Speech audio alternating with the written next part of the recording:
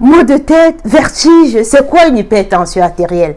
Alors, beaucoup m'ont dit, j'ai tout le temps mal à la tête, je saigne du nez. Est-ce que ça peut être signe d'une hypertension artérielle? C'est quoi déjà une hypertension artérielle?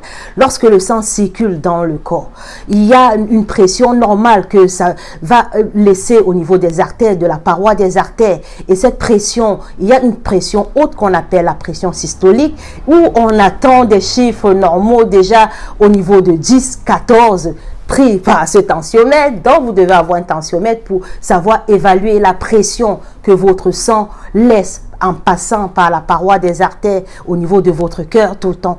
Et puis il y a aussi la sortie, le cœur va se relâcher et donner place à une autre pression qui est une pression basse qu'on appelle la pression diastolique, qui doit être autour de 12 à 8. Donc voilà, elle est normale quand elle est autour de 12 à 8 et la pression diastolique, elle est normale quand elle est autour de 10 à 14.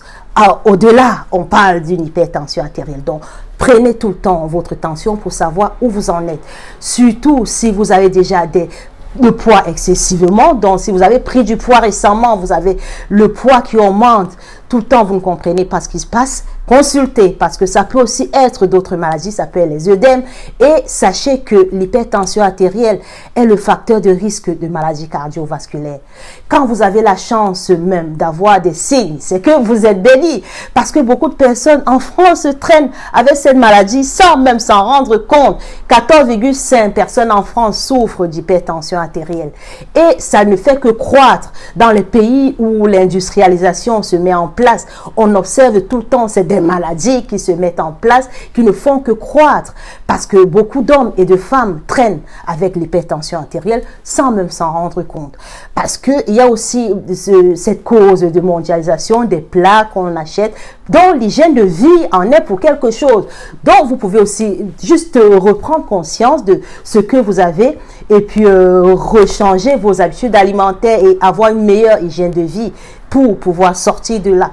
Donc, c'est très important que vous puissiez savoir où vous en êtes, surtout quand vous avez beaucoup de poids, que vous puissiez savoir, autant pour moi, combien vous en êtes dans votre tension artérielle, que vous revoyez, que vous vous faites consulter, surtout que vous vous rapprochez vers votre nutritionniste, donc pour ceux qui sont ici, pour savoir même ce que c'est et ce que vous risquez.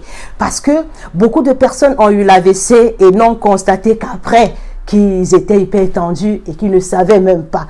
Et c'est trop courant en fait. Donc beaucoup de personnes tombent dans les pommes parce qu'ils ont des vertiges assez prononcés. Ils tombent, ils perdent connaissance et c'est en ce moment-là qu'ils savent qu'ils sont hyper tendus. Donc pour que ça ne vous arrive pas,